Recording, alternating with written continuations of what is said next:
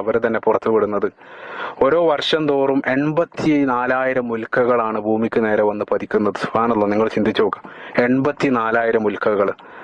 അവ ഭൂമിയുടെ അന്തരീക്ഷത്തിൽ എത്തുന്നതോടുകൂടെ ഭൂമിയുടെ വായുവുമായുള്ള ശക്തമായിട്ടുള്ള ഘർഷണം കാരണം, ഫ്രിക്ഷന് കാരണം അതിശക്തമായിട്ടുള്ള ചൂടുണ്ടാവുകയും അത് കത്തി നശിക്കുകയും ചെയ്യുകയാണ്.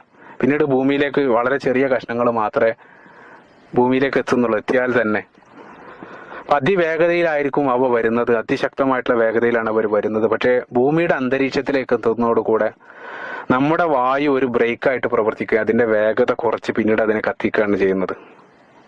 അപ്പൊ അന്തരീക്ഷം എങ്ങാനും ഇല്ലായിരുന്നെങ്കിൽ സുബ്ഹാനല്ലാഹ്, നിങ്ങൾ ചിന്തിച്ചോ, ആ വേഗത അതേ രൂപത്തിൽ അത് ഭൂമിയിലേക്ക് എത്തും. വളരെ ചെറിയൊരു കല്ലിന് വരെ മനുഷ്യന്റെ തല പൊട്ടിത്തെറിപ്പിക്കാൻ മാത്രമുള്ള ഒരു ശക്തിയിലായിരിക്കും അതിന്റെ വേഗത. പക്ഷെ അന്തരീക്ഷമാണ് ഒരു ബ്രേക്കായിട്ട് പ്രവർത്തിച്ച് അതിനെ നശിപ്പിക്കുകയാണ്. പരിശുദ്ധ ഖുർആനിൽ പറഞ്ഞ സഖഫം മഹ്ഫൂള, സുരക്ഷിതമായ സംരക്ഷിതമായിട്ടുള്ള മേൽപ്പുര എന്നറിയപ്പെടുന്ന അള്ളാഹുവിന്റെ പരാമർശം എത്രത്തോളം സത്യസന്ധമാണ് നിങ്ങൾ ചിന്തിച്ചു നോക്കുക.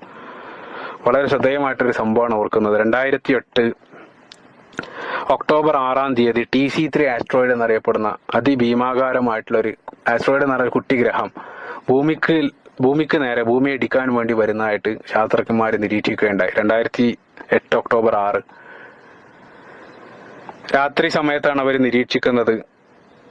അത് വലിയൊരു കുട്ടി ഗ്രഹമാണ്. പക്ഷെ അതിന്റെ കനം അവർ പറഞ്ഞത് അന്ന് 80,000 കിലോഗ്രാം വലുപ്പമുള്ളൊരു വലിയ പാറക്കഷ്ണാണ് ഭൂമിക്ക് നേരെ വരുന്നത്.